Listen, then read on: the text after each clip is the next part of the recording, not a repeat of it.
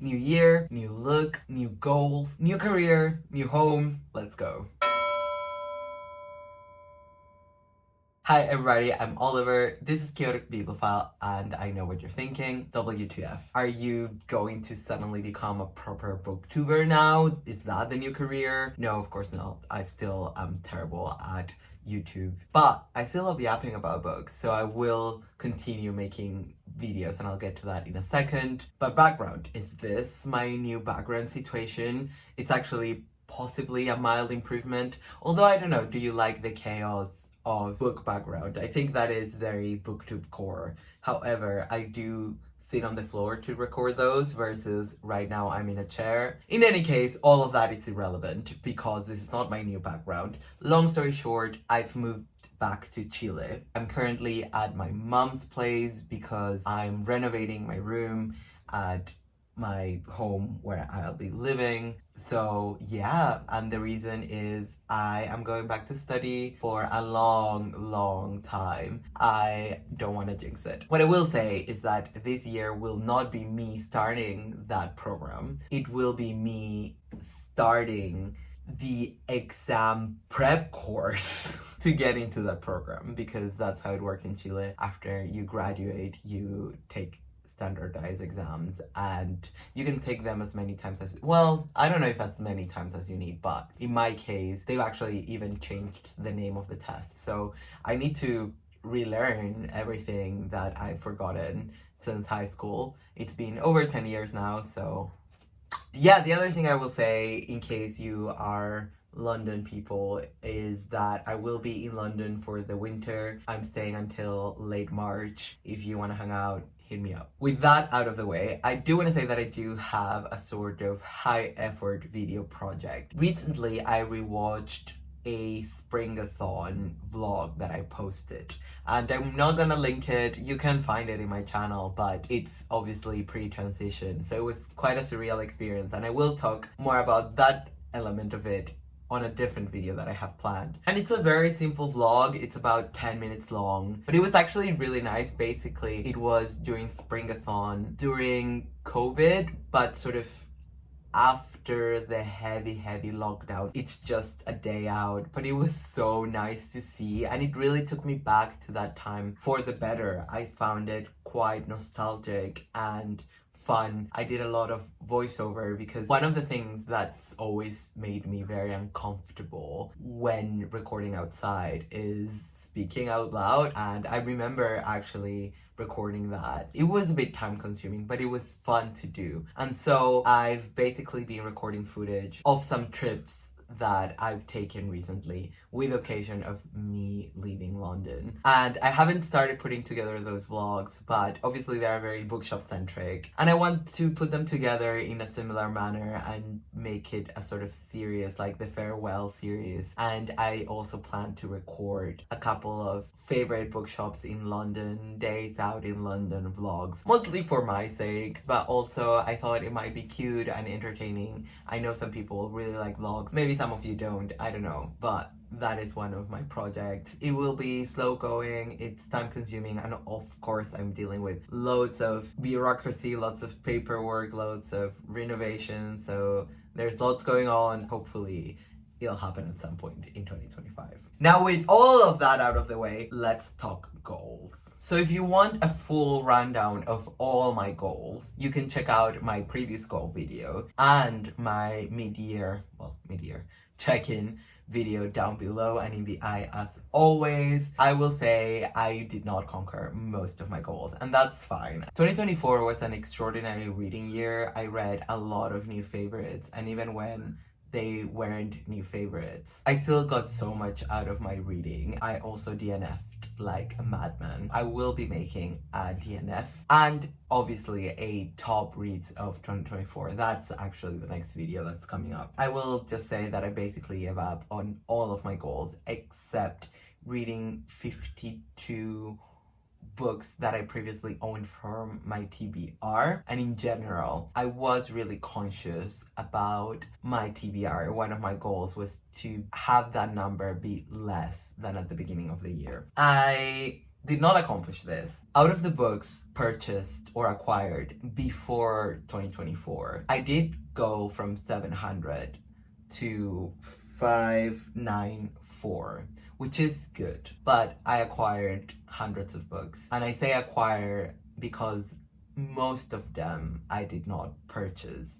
And certainly I did not purchase full price. But I still got them. I have them there. But at some point, when I was thinking about this goal, I sort of realized I didn't remember why. I do understand that I have an ungodly amount of books, but I do consider my books as a library. So I was a bit nonplussed about why I was so determined to have a lower number of books. And I think the answer is BookTube. There is a lot of pressure, not only to buy books, which I know a lot of people have that they think they need to constantly be acquiring books, or they are bombarded with recommendations, so they sort of consume more books. But also there is the opposite pressure, like everyone is doing clear outs. And again, I understand why, because you do want to get to the books that you buy. But I think for me also, it had to do with changing my approach to book buying and spending less money on books, and I definitely did that. There's been so many times where it's like, this is not a book that is actually hard to find, so I'm just not gonna buy it now, and I know I'll find it in a year or two. I know I didn't have that mindset before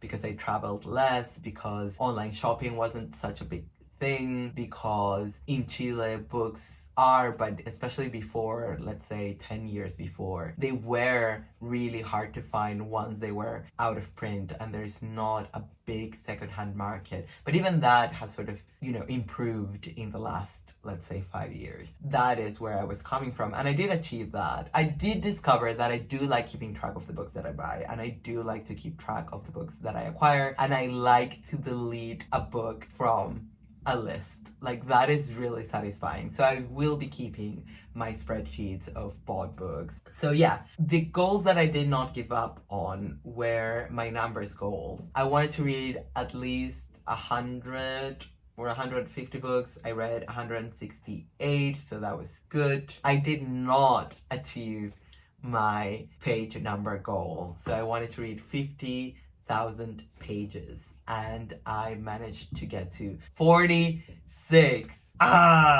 So close. So close. I'll insert footage here of my Storygraph Wrapped because it's cute. You finished reading 168 books across 46,008 pages. I don't know why I couldn't say that number. My first book that I finished was Elizabeth Costello by J.M. Coetzee. Great book. And then last book was Those Who Leave and Those Who Stay by Elena Ferrante. It's so nice that I both started and ended the year with amazingly solid reads. A mood map of your reading. Lighter books push the line up and darker books put the line down. Yeah, the books and pages read per month. There we go. Ideally, I would like, I like both short books where I read a lot of them, and then maybe that's not so many pages, but the short books are fun, versus the number of pages less because I'm reading chunky books. I enjoy doing both, so that's fine.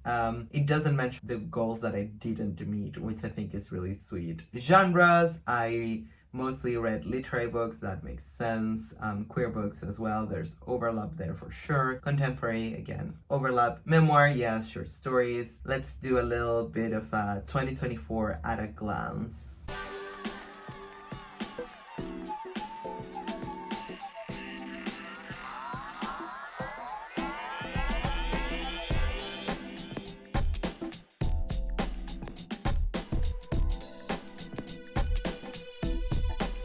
I might start including this section every year starting from this one. Since I don't do monthly wrap-ups, this seems like a fun thing to have.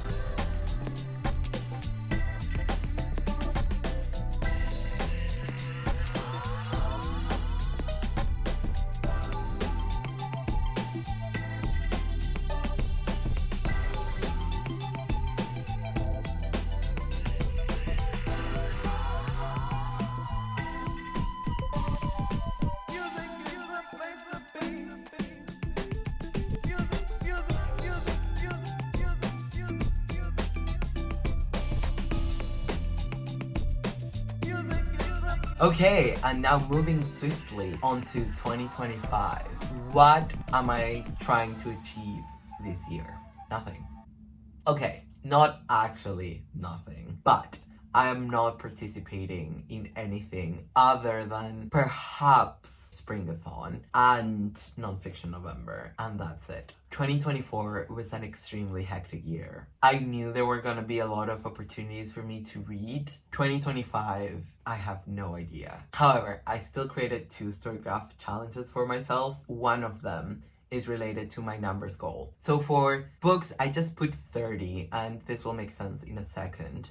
For pages, I did put 50k, because I do want to read 50k pages. This also takes into consideration my audiobook listening. I think I can do it if this year is busy, but I still make reading a priority. I think it can happen. I just love reading, and I don't know what mood I'll be in terms of what I want to read, but I know that if I get stressed, I am going to want to read. Let's go. 2025, 50k pages and 15 big books. So that is one of the challenges that I created. It's live on Storygraph. 2 people have signed up for it. People that, I don't know, they just sort of found it. And basically, I want to read 5 chunky books. And by chunky books, I mean books that are over 500 pages. And then I want to read 5 sitting down books, which are books that are either coffee table books. Some of them can be chunky as well, but some of them can be like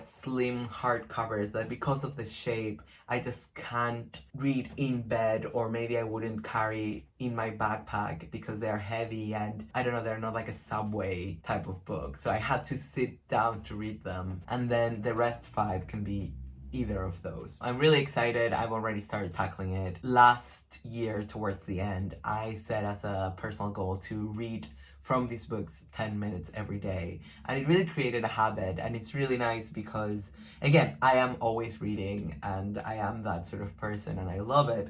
But it is nice also to not think of reading as something that I do only when I'm stealing moments for it, that I can also just decide, okay, this is reading time and I'm gonna read for, even if it's like just 20 minutes, and not check my phone and not think or do anything else. Yeah, that is my first challenge. And the other is I did make one TBR. I make a 12 books for 2025 and I do plan to make a video on it, even though 12 books averages out to once a month, and that's why I did it that way. I am planning to read as many of those as soon as possible so I don't lose momentum. TBRs don't work for me. I do like creating a TBR, but it just always mutates, and I think it does help me personally to have like a little stack of, okay, these are the books that I'm in the mood to read right now, just so I can zoom in on those amidst, you know, my hundreds and hundreds of books. But yeah, I just don't think otherwise TBRs work for me, especially not at times of stress where I am reading loads, but I sort of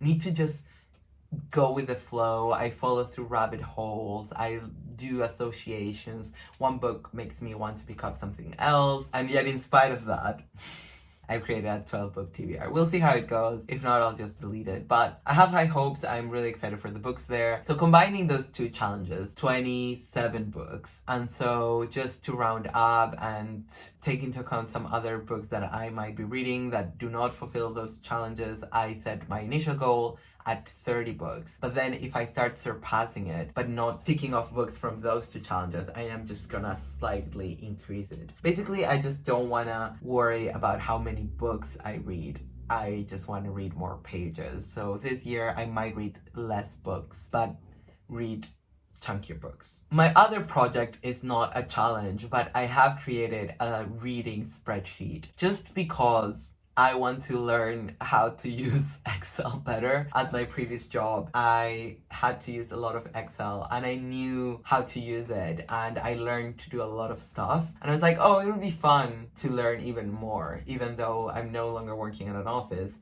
I still think it would be fun. So I've started tracking the books that I've bought this year. Yes, I've already bought 2 books. What can I say? And then the main spreadsheet is all books that I start. I'll still use the Storygraph to track all of my reading. Obviously, there are loads of books that I'm in the middle of. Even the ones that are on the spreadsheet, I will put on the Storygraph. This is just a separate thing for me to learn how to do formulas and graphs and stuff like that at a more advanced level. But also because it's sort of fun to tailor what information I want according to my own categories. If you are interested in seeing those stats and seeing that spreadsheet at some point. Right now I haven't done any of the formulas. I've sort of gathered the data first, but I do want to figure out the formulas earlier on because I just want to see how the graphs move. I just think that would be cool. Clearly, I use the word cool very liberally here. And then my other big project is I'm gonna be cataloging all of my books through Library Thing, which I've done before, but way before. And that is so out of date. And also, I used it in ways that I wouldn't use it now. So I'm just gonna create a new account and start over. And I'm just really excited. I had a lot of fun the first time I did it, but this one is gonna be even better. And I'm going to have a friend help me do it. Maybe several friends, but there is one friend who's like, yes, I wanna organize your library with you. I might make a video out of that, who knows? Sometimes, you know, when you're working so hard, you don't want to record. We'll see. Anyways, those are my goals. I might start recording on a chair once my room is all set up. It's so comfortable. Well, maybe the frame should be a little bit, well, we'll see. We'll experiment. I hope you enjoyed this video. Let me know, do you have any goals? Oh, I guess my other goal is to watch and comment more on BookTube, which I already have started doing. But yeah, I just want to be more active, especially now that I won't be living there and I won't be able to go to like booktuber meetups and stuff. I just really will want to continue chatting and keeping those connections. That's it. See you next time. If you've already finished the book, let me know what that is. Or, you know, anything else that you... Okay, bye. From, like 700... Storygraphs challenge... The one thing that I know... in...